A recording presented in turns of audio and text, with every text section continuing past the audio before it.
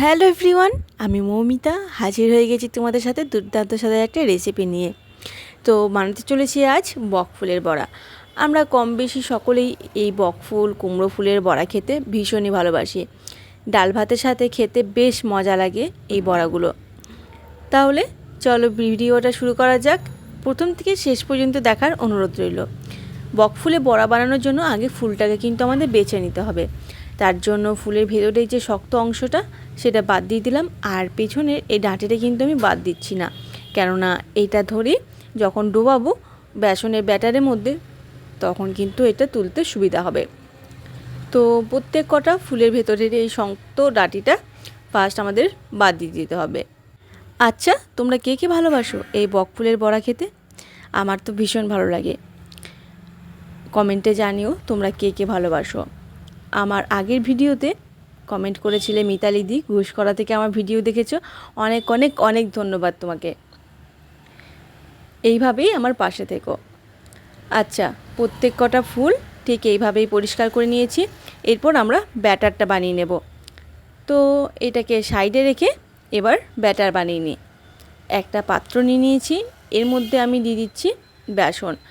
আমি ঠিক যেইভাবে দেখাচ্ছি তোমরা কিন্তু সেইভাবেই ফলো করলে ঠিক একই রকম মুচমুচে কুড়মুড়ে পকোড়াটা বানিয়ে নিতে পারবে।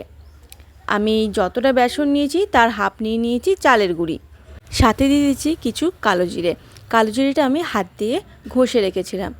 তারপর দিয়ে দিচ্ছি স্বাদ মতো লবণ আর অল্প একটু হলুদ রঙের জন্য, আর সামান্য একটু কাশ্মীরি লঙ্কার গুঁড়ো।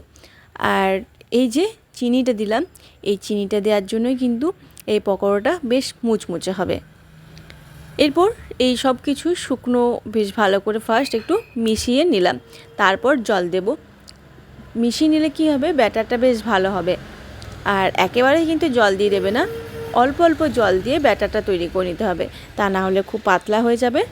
তাই অল্প অল্প জল দিয়ে ব্যাটারটাকে একটু সময় নিয়ে তৈরি করে নেবে। যারা আমার চ্যানেলে নতুন বন্ধু তাদের অনুরোধ করব চ্যানেলটা সাবস্ক্রাইব করে দেওয়ার, ফেসবুক পেজ থেকে দেখলে পেজটা ফলো করে নেওয়ার। ভালো লাগলে বন্ধুদের সাথে অবশ্যই ভিডিওটা শেয়ার করে একটা লাইক করে দিও। ব্যাটারটাকে বেশ ভালো করে ফেটিয়ে নিয়েছি। ব্যাটারটাকে বেশ ভালো করে ফেটিয়ে না নিলে কিন্তু পকোড়াগুলো টেস্ট হবে না। এরপর এই ফুলগুলোকে ব্যাটারের মধ্যে ডুবিয়ে একটা একটা করে উঠিয়ে নেব। আর ব্যাটারটা কিন্তু খুব বেশি ঘন করবে না আর খুব পাতলাও করবে না, একটা মিডিয়াম রাখবে। আগে থেকেই কড়াইয়ে তেল বসিয়ে নিয়েছিলাম। এরপর একটা একটা ফুল দিয়ে একটু ছাড়া ছাড়া করে ভেজে নেব। আর গ্যাসের ফ্লেমটাকে কিন্তু একেবারে হাই রাখবে না, তেলটাকে ভালো করে গরম করিয়ে তারপর মিডিয়াম টু লো ফ্লেমে প্রত্যেকটা পকোড়াকে ছেড়ে দেবে। একটা পিঠ হয়ে গেছে, এবার অপর পিঠটা উল্টে দিচ্ছি। দেখো বেশ সুন্দর রং হয়ে গেছে না? আর আমি তোমাদের শেষে দেখাবো কিন্তু আওয়াজটা, যে কতটা কুরকুরে আর কতটা মুচমুচে হয়েছে। কতটা মুচমুচে হয়েছে দেখাচ্ছি তোমাদের।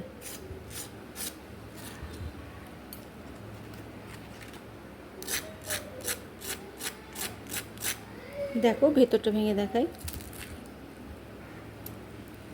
ঠিক এইরকম। দেখো ভেতর থেকেও কিন্তু বেশ ভালো ভাজা হয়েছে, দারুণ টেস্ট হয়েছে। তাহলে কেমন লাগলো আমার আজকের এই বকফুলের রেসিপিটা কমেন্টে জানিও। দেখা হবে পরবর্তী রেসিপিতে। তোমরা সকলেই ভালো থেকো, সুস্থ থেকো। আর আওয়াজটা শুধু একবার শোনো।